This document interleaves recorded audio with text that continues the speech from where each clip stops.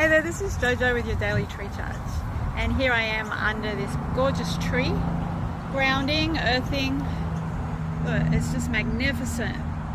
It's an African tulip tree, I think it's called. African tulip tree. It's just so strong and stable, and it's become my go-to. It's been really nice just to hang out here. Anyway, in this video I just would like to cover a few things, and I really want to play a tune-up at the end for helping you find your life direction. So if you hang on to the end, I will have that little tuning fork session to help with that, especially during this amazing Aquarius full moon that we've just had. It's a good time to try and stabilize and ground and focus on where you want to go in your life, plant the seeds.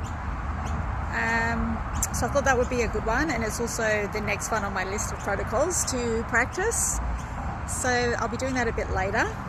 And on the topic of the Aquarius full moon, I had the pleasure of going to a Theta Healing practice group with my teacher, the Theta Healing teacher, who taught me a couple of years ago, and it was really lovely. We had a nice gathering, and we had a beautiful meditation at the beginning. I played some sound bowls, the crystal singing bowls, and Diana, who is from Theta Healing in Paradise, that's her website, that's her business, and definitely very highly recommended. She's wonderful, very experienced, lots of time doing what she does, and really connected. So if you do want a Theta Healing, I would head on over to thetahealinginparadise.com. So I will put links to her website and all the social medias that I know of for thetahealinginparadise.com, located in Tweed Heads in New South Wales in Australia, but there is online sessions, so it's global, so don't feel that you can't access that healing if that's something you feel called to do. And we did have a wonderful evening. I just wanted to share that it was just such a really nice connection, meditation, and discovering a few beliefs that particularly in myself, that I had no idea were there. No idea. I was trying to figure out, there was a missing link and I could not quite pinpoint it, and during these sessions it got identified and isolated, and I think it is one of the root belief systems that when you pull that one out, remove it from the unconscious and replace it with another belief, that all the others that are built on top of this one belief just also crumble and fall away. So it's been a wonderful full moon. It's been a bit of an adjustment period afterwards, I gotta say. It's definitely feeling the still points, the chaos moment, the time of transition when old patterns stop and crumble, and it just feels like everything's out of control and nothing makes sense, what's going on, and before the new patterns takes form and manifests and becomes part of who you are. So I'm in a little bit of a transition still. So that's probably enough of me yakking away.